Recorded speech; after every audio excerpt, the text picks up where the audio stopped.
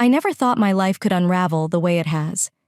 But here I am, sitting in my car, staring at the steering wheel, wondering how it all came crashing down. The betrayal is so raw that I can barely breathe. I'm 37, and my wife, Sophie, 35, and I've been married for 8 years, together for 10. Sophie has been my best friend, the love of my life. We don't have children, though we had always wanted them. It just didn't happen for us. Looking back now, I wonder if that's where things began to fall apart. Today, during my lunch break, I decided to try a new spot to eat. I was walking down a different street, just wanting to mix things up a bit, when I spotted Sophie. She was stepping out of a coffee shop across the road, laughing with a man I instantly recognized from her work, Ben. I had heard her mention him in passing. It wasn't uncommon for her to talk about coworkers, so I never thought much of it. Until today, Ben slipped his arm around her waist and leaned in to kiss her. Sophie kissed him back, not hesitating for a second. It felt like the earth dropped out from under me. Everything slowed down, and I couldn't move. I stood there, frozen, watching the love of my life embrace another man. It was like I was outside of my body, watching a nightmare unfold, except it wasn't a nightmare. It was real. My mind swirled with 1,000 thoughts, none of them making sense. I wanted to shout, run across the street, demand answers, but I couldn't even take a step. They didn't see me. They were too wrapped up in each other. Watching them walk away, arm in arm, felt like a dagger through my chest. The pain was blinding, but I couldn't stop staring. I finally managed to move, my feet dragging me in the opposite direction. Somehow, I made it back to my car, though I don't even remember the walk. Everything around me blurred into insignificance. The world didn't feel real anymore. I sat there, gripping the steering wheel, trying to make sense of what I just witnessed. How could Sophie, the woman I've given my entire life to, do this to me? I've loved her unconditionally. I've trusted her implicitly. Now I feel shattered, gutted. I knew I couldn't go home. Not yet. The thought of facing her, of pretending everything was fine, was too much. I texted her, saying I had to stay at a friend's place because he was going through a rough time and needed me. She bought it without hesitation. The irony is suffocating. She believed me so easily, just as I've trusted her all these years. But tonight, I couldn't bear the idea of sleeping under the same roof as her, knowing what I now knew. So, here I am, parked in an empty lot, preparing to spend the night in my car. The betrayal weighs heavy, like a stone on my chest. I can barely breathe beneath its pressure. I keep replaying the scene over and over in my head. Sophie with him, their laughter, the way she kissed him like it was the most natural thing in the world. I'm lost. I don't know what to do. I don't know how to move forward from this. How do I confront her? How do I even begin to process this kind of hurt? I've always been the type of person who believes in working things out, in talking through problems. But this feels insurmountable. I never thought Sophie would be capable of something like this. We've had our ups and downs, sure. What couple hasn't? But we always talk things through. At least I thought we did. Now, I'm not sure of anything. There's no way I can go back to how things were, and yet I can't picture my life without her. The mere thought of Sophie not being in my life terrifies me, but so does the idea of staying in this marriage after what I saw. How can I ever trust her again? I need advice, some kind of guidance. So here I am, typing this out, hoping that someone can offer a shred of clarity. Maybe there's a way to make sense of the chaos that's now my life. But deep down, I already know this is the beginning of the end. And that thought alone is enough to break me all over again. The next morning, I dragged myself out of my car, exhausted and numb. I knew Sophie's schedule well enough to know she would have already left for work by the time I got home. I showered, got dressed, and went to work as if nothing had happened. But everything was different. I was different. It felt like there was this heavy, invisible cloud following me everywhere, weighing down every step I took all day. I was trapped in my thoughts, my mind replaying every moment of our relationship, searching for signs I might have missed. Had there been warning flags? Was there something I didn't see? Sophie had been working more lately, that much was true. She often said her job had gotten busier with the new projects. I had noticed we weren't spending as much time together, but I didn't think it was a red flag. After all, we'd always communicated well, and busy times were normal in long-term relationships, right? A few months ago, she mentioned how she missed the excitement we used to have in the early days of our relationship. We talked about it, agreed it was normal after so many years together, and we both promised to make more of an effort. We even followed through, going on more date nights, planning little getaways. Or so I thought. I wonder now if all of that was just her way of masking her affair. The anger inside me is growing, slowly but surely. The guy, Ben, works closely with Sophie. They're on some new project together. She's mentioned him in passing, but nothing that ever raised suspicion. The thought of him makes my skin crawl now. I don't know much about him other than his name, and the fact that he seems to be in Sophie's orbit far more than I ever realized. I've already taken some steps. I've spoken with a couple of divorce lawyers to figure out my options, but it's complicated. Proving adultery takes time and money, and we have to be separated before I can even file for divorce. The thought of separating without confronting her first feels unbearable, but I know I need more information before I confront her. Tonight, I'll go home and act like nothing has changed, though I don't know how I'll pull it off. The hardest part is deciding what to do next. I'm torn between wanting to confront her, scream at her for tearing our lives apart, and just walking away from it all. But I can't leave without knowing the full extent of what's been going on. If Ben has a wife or partner, she deserves to know too. I need answers. But I have no idea how to gather more information. Some people have suggested hiring a private investigator, but that feels extreme. Then again, nothing about this situation is normal anymore. I've already taken practical steps too. I opened a new bank account, transferred my direct deposit information to it, and applied for a new credit card. Over my dead body, will she spend any more of my money on this guy? If they've been using my resources for their little affair, I will lose my mind. For now, I'm throwing myself into work to avoid dealing with this head on. The thought of confronting Sophie feels like too much right now. Eventually, I'll have to face her, but not yet. Not until I have more information. Until then, I'll keep pretending everything is fine, though I know my world is anything but. That night, I walked into our home like nothing had happened, trying to keep my emotions under control. Sophie greeted me with a smile, asking how my day went. I wanted to scream at her, to throw everything out in the open right then and there, but I couldn't. I needed more time. Instead, I just mumbled something about work being busy, kissed her on the forehead, and headed upstairs to shower.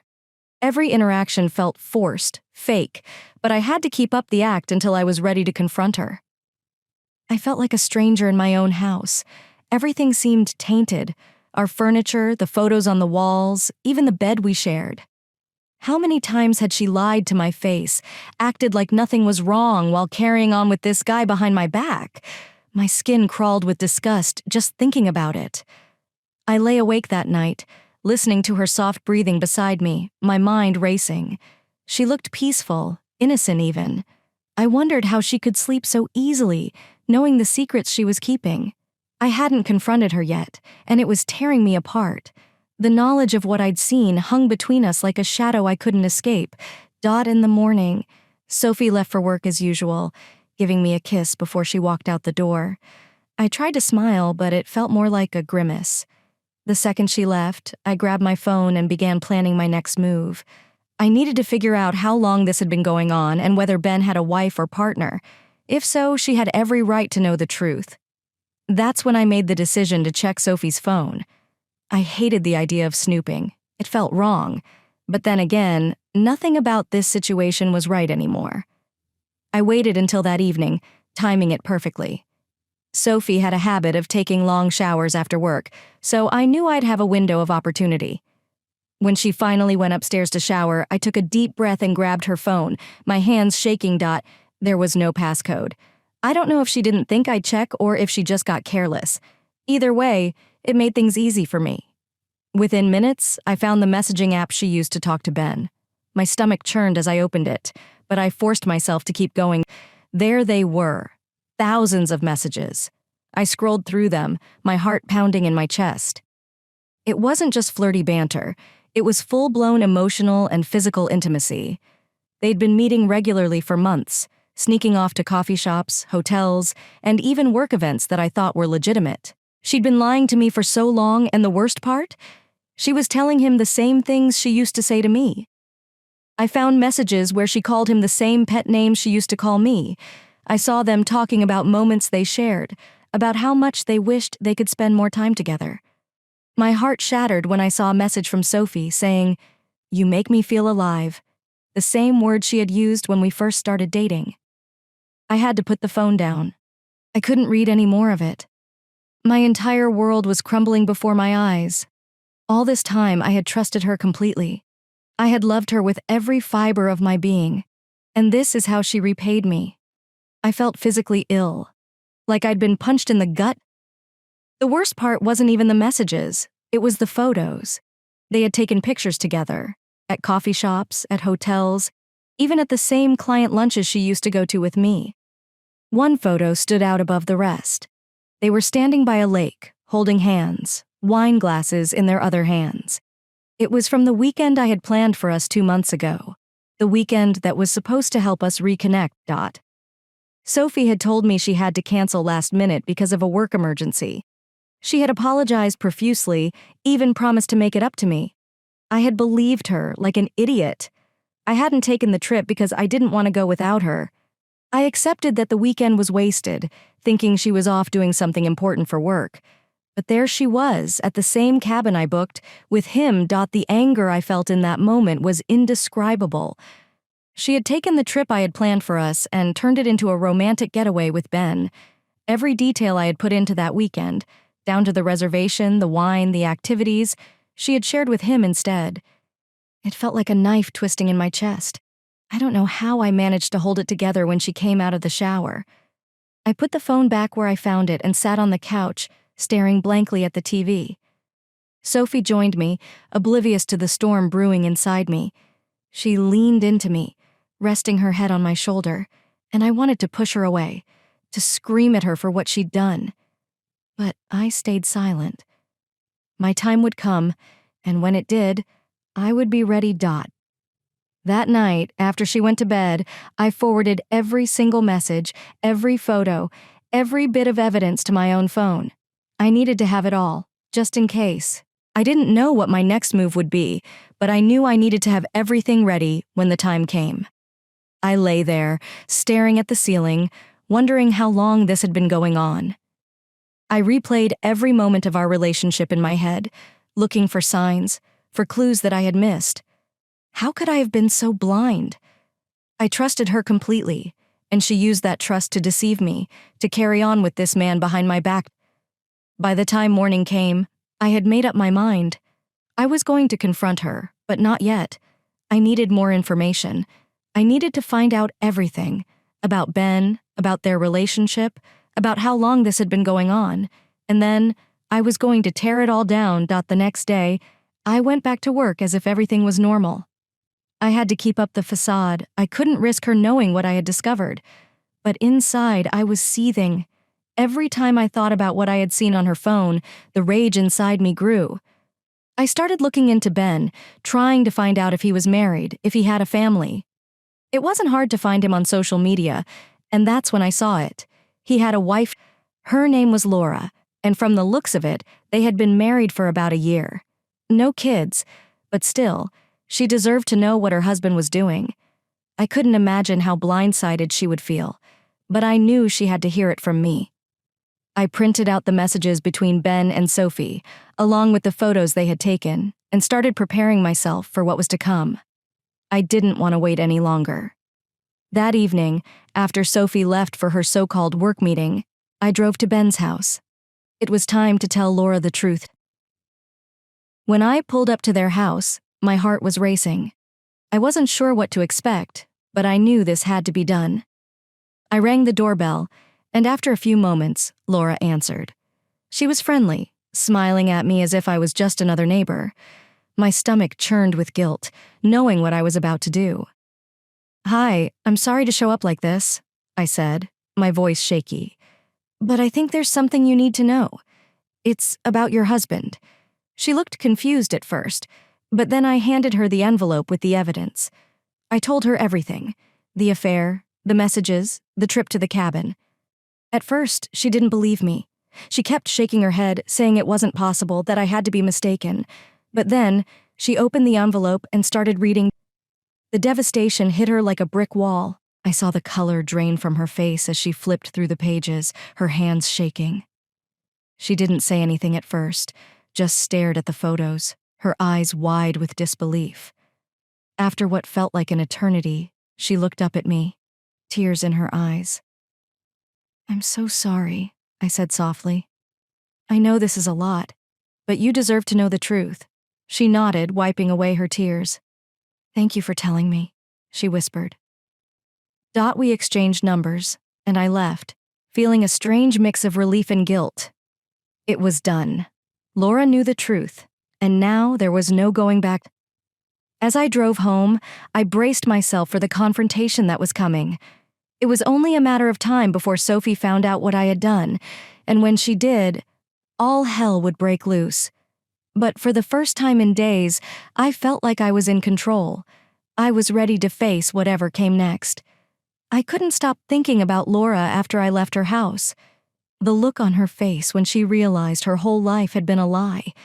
It was haunting. I hated being the one to drop that bomb on her, but I knew it had to be done. As much as I was hurting, I couldn't imagine what she must have been going through. Ben had betrayed both of us, but now, at least, the truth was out there. I got home late that night, expecting Sophie to be in bed, but she wasn't. She was sitting on the couch, scrolling through her phone. When I walked in, she looked up at me with a faint smile. "Hey, you're home late?" she said casually.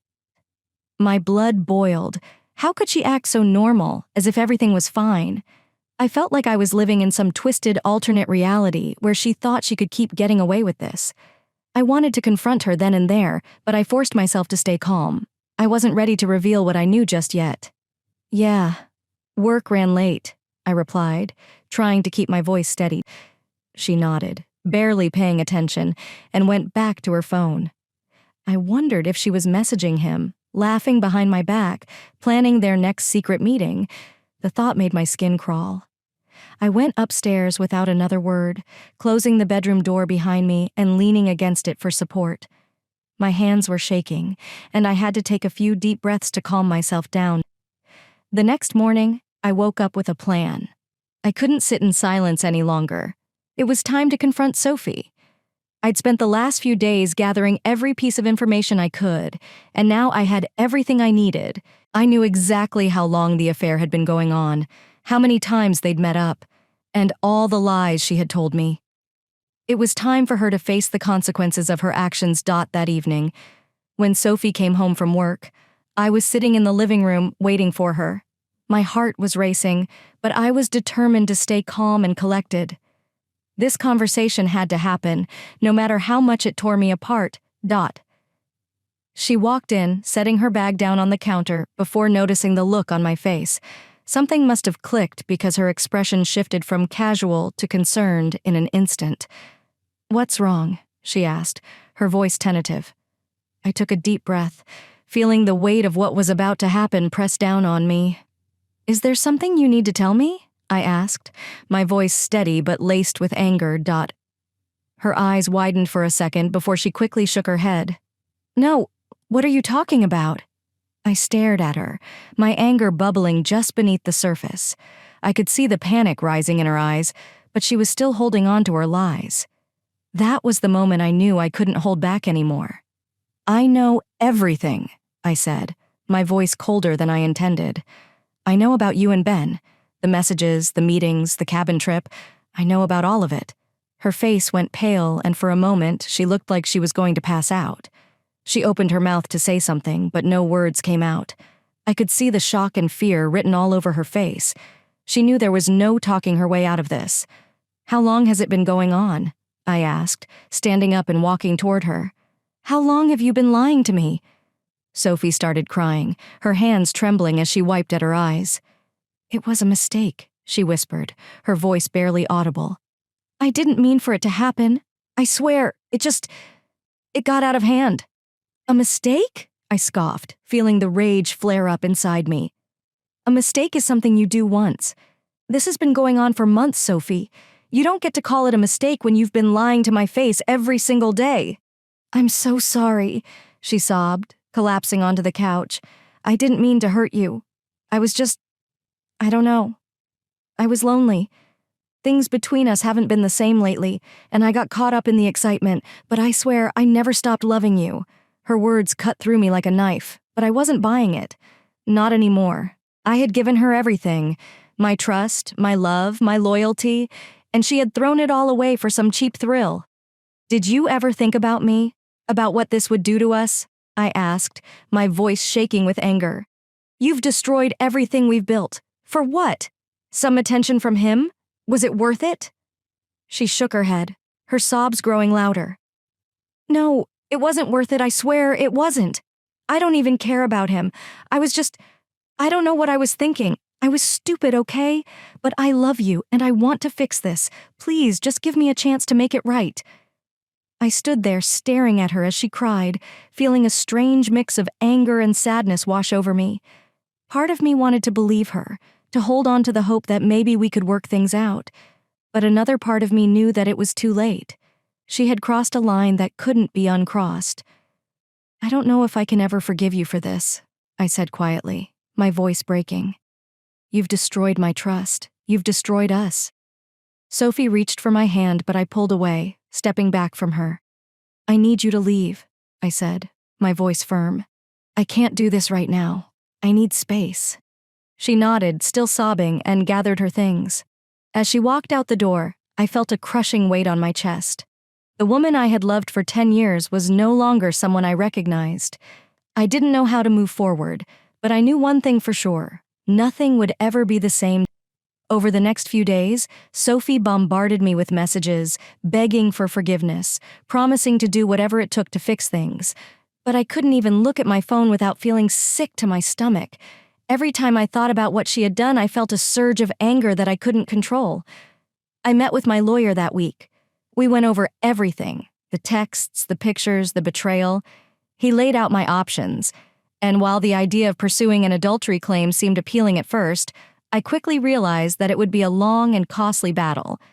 As painful as it was, the quickest route to freedom was to file for separation and wait for the divorce process to unfold. After the meeting, I felt a sense of clarity. I had to move forward. There was no going back now. Sophie had shown me who she truly was, and I couldn't pretend anymore. When I got home that evening, I found Sophie sitting on the couch, watching our wedding video. Her face was streaked with tears, and I could see the regret written all over her. But I wasn't moved. Not anymore.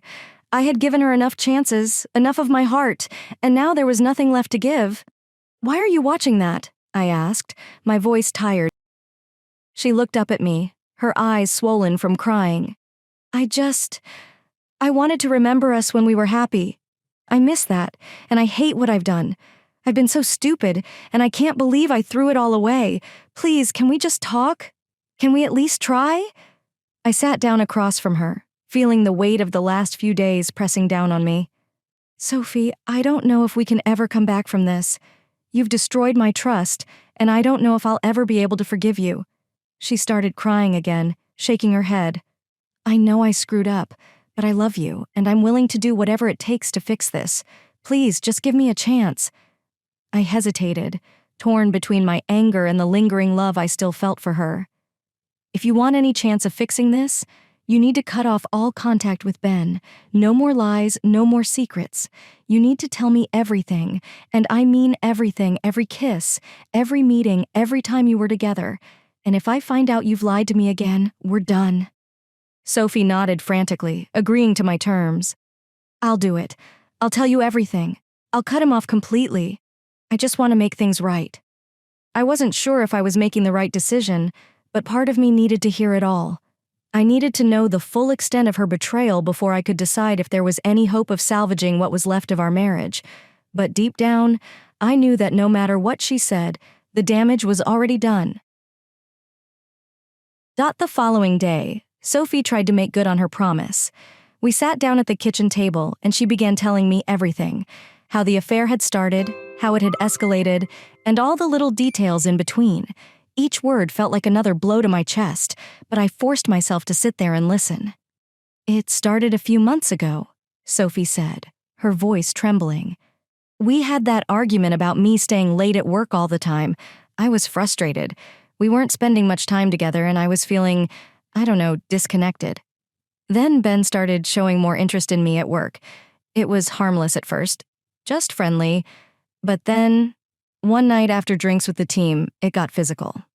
She looked at me, searching my face for any sign of understanding, but I gave her nothing.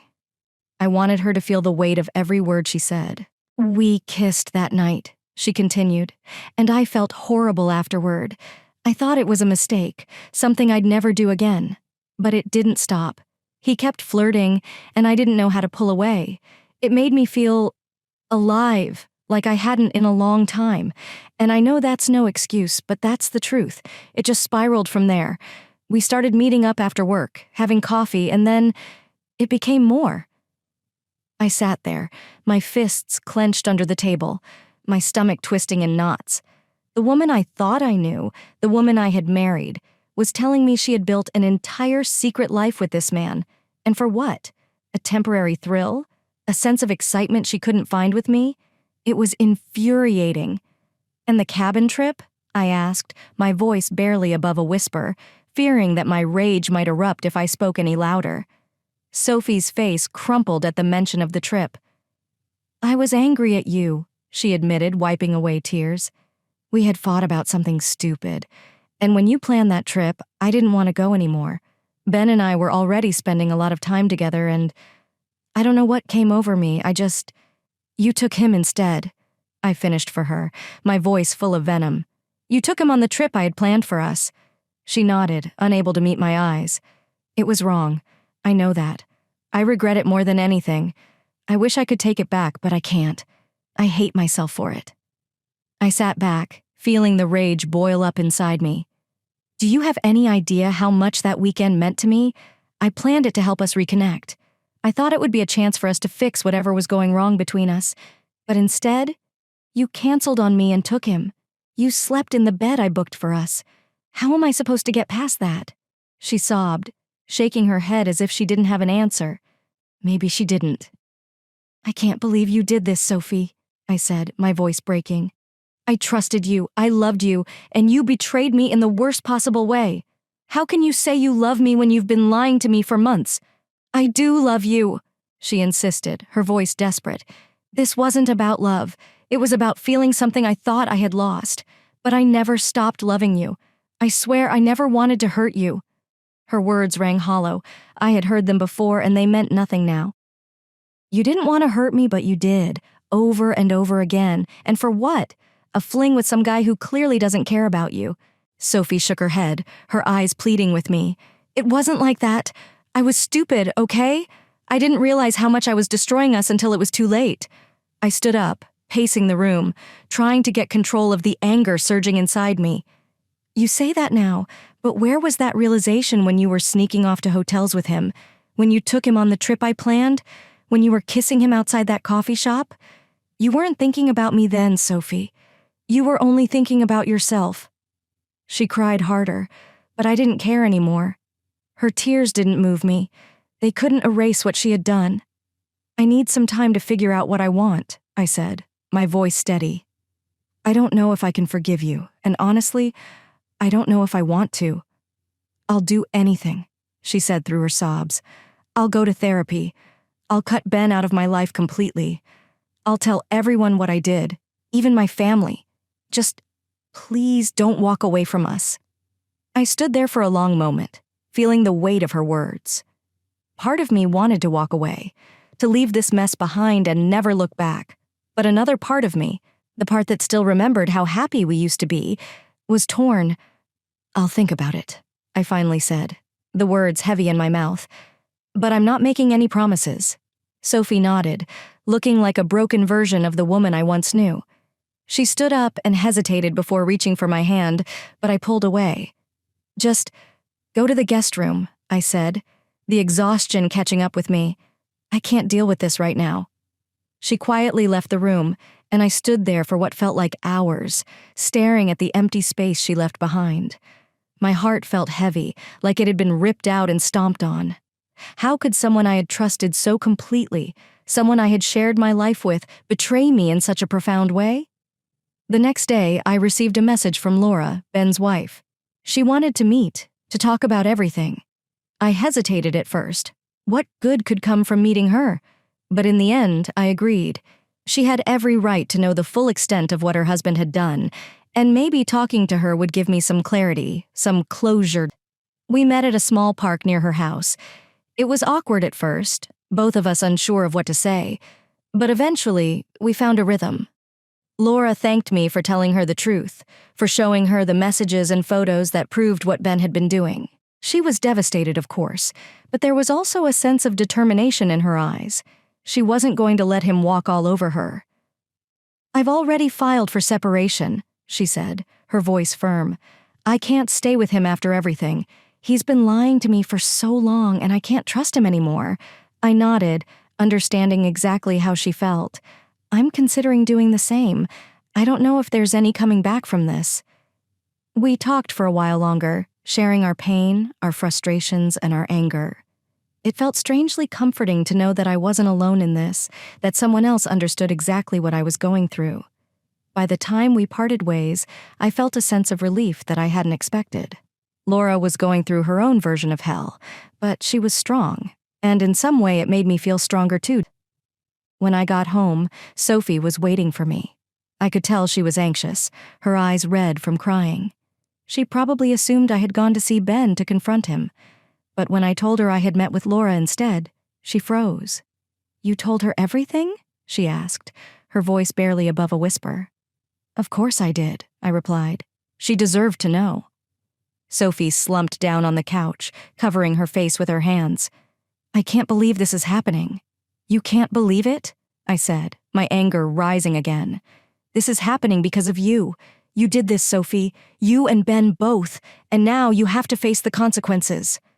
Before she could respond, there was a loud banging on the door. My stomach dropped. I knew who it was even before I opened it. Ben stood on the other side, his face red with anger. He looked like he had been drinking, his words slurred as he started yelling at me. "You had no right to go to my house," he shouted. "You ruined everything." I stepped outside, closing the door behind me so Sophie wouldn't get involved. "You ruined everything, Ben," I said, my voice low and dangerous. "You slept with my wife. You destroyed my marriage. You don't get to play the victim here." Ben lunged at me, shoving me back. "You're the reason my wife is leaving me." I had been holding back my anger for days, but that was the last straw. I grabbed him by the collar and shoved him against the wall, my voice deadly calm. "If you ever come near my house or my wife again, I will end you." He panicked, his bravado fading as he realized I wasn't messing around. He stumbled back, muttering curses under his breath before finally leaving. I stood there, shaking with rage, trying to calm myself down. When I went back inside, Sophie looked at me with wide eyes. "What happened?" "Your boyfriend showed up," I said coldly. "But don't worry, he's gone now." She didn't say anything, just stared at me with a mixture of fear and regret. I couldn't stand to look at her anymore. "That's the man you chose over me," I said quietly. "I'll never forgive you for this." Sophie broke down, sobbing uncontrollably. But I was done. I had nothing left to give her. I spent the next few days in a strange emotional limbo, bouncing between anger, sadness, and numbness. Sophie stayed in the guest room, avoiding me for the most part. When we did cross paths in the house, it was tense and awkward, as if we were two strangers forced to share the same space. I couldn't even look at her without feeling that raw sense of betrayal rising up again, so I did everything I could to avoid her. Meanwhile, Sophie continued sending me messages, apologizing, promising to do whatever it took to fix things, but I couldn't bring myself to engage. Her words felt empty, like they were coming from a place of guilt rather than genuine remorse. I didn't know what to believe anymore, or if I even cared to try. Laura and I kept in touch after our meeting. It wasn't anything deep, mostly checking in with each other to see how we were holding up. There was something oddly comforting in knowing that she was going through the same turmoil. Her decision to file for separation seemed to give her a sense of purpose, of control, and I wondered if that was what I needed to do. One evening, Sophie's messages shifted. She was no longer just apologizing and begging for forgiveness. Instead, she started asking me if we could talk. Really talk. She wanted to explain everything again, to answer any questions I had. And to be honest, I did have questions. Lots of them. Questions that haunted me every day. Why had she done this? What had I done to make her think betraying me was okay? But the problem was, I wasn't sure I could handle her answers. That night, I met up with my best friend, Luke, for a drink. I hadn't told many people about what was going on, but Luke was one of the few I trusted. He'd known Sophie for as long as I had, and he was just as blindsided by all of this as I was. We sat at a quiet bar, nursing our drinks in silence for a while before he finally spoke up. "How are you holding up?" I shrugged, not really knowing how to answer. "I don't know, man. Some days I feel like I'm managing. Other days it's like the world's falling apart all over again." Luke nodded, taking a long sip of his beer. "I get it. But listen, I've known you both for a long time, and if you want my honest opinion, I think you deserve better. What she did, there's no excuse for that." I sighed, running a hand through my hair. I know you're right. But it's hard, you know? We've been together for 10 years. She was my best friend, man. We built a life together, and now it's just gone." Luke leaned in, his face serious. "I hear you. But you need to think about yourself for a change. I know you're trying to figure out if this is something you can fix, but if it's not, if you don't think you can ever trust her again, then you need to walk away. No one would blame you for that." I nodded, knowing deep down that he was right. The trust was gone. And without trust, how could there be anything left to rebuild?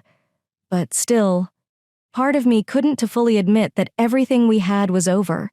The memories, the life we built, the love we once had, all of it seemed too precious to just throw away, even though it was clear Sophie had already done that. "I'm thinking about it," I said to Luke, though even saying those words out loud made my stomach twist. I need time. I don't know if I'm ready to make that call yet." Luke nodded, understanding. "Take all the time you need, man. But remember, you don't owe her anything. She made her choice when she betrayed you. You have the right to walk away." As much as I hated hearing it, I knew Luke was right. The problem was, walking away meant facing a future without Sophie. And even after everything, I wasn't sure if I was ready to do that. It was all too overwhelming, and I wasn't ready to process the reality of being alone. So I stayed in that strange middle ground, not committing to either decision, letting the days blur into each other. When I got home that night, Sophie was still awake.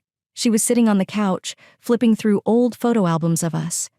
It was painful to see her like that, looking at the life we had built together as if it were something we could salvage. She glanced up when I walked in, her eyes red and swollen from crying. "Can we talk?" she asked softly. I didn't respond right away. I knew that talking would open up old wounds, but at the same time, I knew it was unavoidable. I couldn't keep dodging this forever. "Yeah," I finally said, sitting down across from her, feeling the weight of the conversation to come pressing down on me. She took a deep breath, looking at the photo in her hands, a picture of us from our honeymoon, both of us smiling like we had the world ahead of us. "I've been thinking a lot," she began, her voice shaky. "I know you probably hate me right now, and I don't blame you for that. I hate myself for what I've done. But I need you to know that I never stopped loving you. What I did was wrong, but it wasn't because I didn't care about you." I stared at her, feeling the anger rise again, but I kept quiet, letting her continue. "I was stupid," she went on. "I got caught up in something that wasn't real. Ben, he gave me attention when I felt like we were drifting apart. I felt like I wasn't important to you anymore, and I thought I found something with him, but it wasn't real. It was never real. The only thing that's real is what we have." I shook my head, struggling to keep my voice calm. "You say that now, but you didn't think about that when you were sneaking around with him for months. How can you say you love me when you betrayed me in the worst way possible?" She wiped her eyes, tears falling freely. "I know it doesn't make sense. I know it sounds like an excuse, but I wasn't thinking clearly. I didn't realize what I was doing until it was too late. But I'm willing to do anything to fix this. I'll go to therapy. I'll cut all contact with Ben. Whatever it takes. I just don't want to lose you." Her words hung in the air, and for a moment I thought about all the good times we had shared. The love we had for each other before everything went wrong. Part of me wanted to believe her, to believe that we could fix this and come out stronger. But another part of me, the part that had seen the messages, the pictures, the lies, couldn't see how we could ever go back to what we had. "You made your choice, Sophie," I said, my voice heavy with emotion. "You chose him over me, over us, and now you're asking me to forget all of that? To just pretend like it didn't happen?" "I'm not asking you to forget," she whispered, shaking her head. "I know what I did, and I'll live with that guilt for the rest of my life, but I'm asking for a chance to make things right. I can't undo what I did, but I can try to show you that I still love you, that I want to make this work." I sighed, leaning back on the couch, feeling the weight of her words pressing down on me. "I don't know if I can, Sophie. You've broken my trust. How can we fix this if I can't even trust you?" She looked down, her hands trembling as she fiddled with the edges of the photo album. "I understand," she said softly. "But if you'll give me a chance, I'll do whatever it takes to earn that trust back. I don't expect it to happen overnight, but I'm willing to put in the work. I just don't want to lose you." Her words lingered in the air between us, and for a long time, neither of us spoke. I could feel her desperation, her regret, but I also felt my own pain and anger, the betrayal that cut too deep to ignore. How could I ever rebuild something with someone who had torn me apart? "I need time," I finally said, my voice quieter than I intended. "I need to figure out what I want. Right now, I don't know if I can forgive you, but I need space to think." Sophie nodded, her expression a mix of relief and fear. "Take all the time you need. I'll be here, waiting, and I'll do whatever it takes to prove to you that I'm still committed to us." With that, I stood up and headed upstairs, leaving Sophie alone with the remnants of our past. I didn't know what the future held, but I knew that whatever happened, nothing would ever be the same again. The days dragged on, and the more time passed, the more conflicted I became. I kept replaying Sophie's words in my head, wondering if there was a chance for us to rebuild what we had. But each time I thought about the affair, the lies, the betrayal, the anger would flare up again. One morning, I received a message from Laura. She wanted to meet up again, to talk. I hesitated at first. After all, what good could come from continuing to dredge up all the pain? But part of me wanted to hear how she was doing, how she was coping with her decision to leave Ben. We met at the same park as before, sitting on a bench in the crisp fall air. Laura looked more composed this time, but I could still see the pain in her eyes. "How are you holding up?" she asked, her voice gentle. I shrugged, not knowing how to answer. "It's complicated. Sophie's been trying to make things right, but I don't know if I can get past what she did." Laura nodded, understanding. "I get it. Ben's been trying to reach out to me too, but I've made up my mind. I can't stay with someone who betrayed me like that. It's hard, but I know it's the right decision for me." Her words hit me harder than I expected. Hearing her talk about walking away so confidently made me question my own hesitation. Was I just holding on to the past because I was afraid of letting go? Or was there still something worth saving? We sat in silence for a while, both of us lost in our own thoughts. Eventually, Laura spoke again. "You know," she said softly, "it's okay to put yourself first. It's okay to walk away if that's what you need. Don't let guilt or fear keep you from making the decision that's best for you." I looked at her, feeling the weight of her words settle in my chest. She was right. I had been so focused on the history I shared with Sophie, on the life we had built, that I hadn't really considered what was best for me. Could I ever truly be happy with someone I no longer trusted? As I left the park that day, I felt a shift inside me. I wasn't ready to make a final decision yet, but I knew one thing for sure. I had to stop letting the past dictate my future. It was time to start thinking about what I needed, about what would make me whole again. The more I thought about it, the more I realized that maybe, just maybe, walking away was the only way forward. One evening, after days of silence and Sophie's pleas to talk, I finally decided to hear her out. We sat down, and she confessed everything: how the affair had started from frustration, a need for excitement, and a moment of weakness. She admitted it was a huge mistake and she wanted to fix our marriage. But as she spoke, all I could think about was the trust she had shattered and how distant we had become. The conversation didn't bring the closure I hoped for. Instead, it left me feeling even more lost. I couldn't see a future where I would ever fully trust her again. That same night, I made my decision. The next morning, I told Sophie that I wanted a divorce. She cried, begged for another chance, but my mind was made up. I couldn't live in a marriage built on lies and betrayal. I filed for divorce and blocked all contact. The weight of our broken marriage hung over me, but I knew I had made the right decision. Now it was time to start focusing on my own healing, no matter how painful the road ahead would be.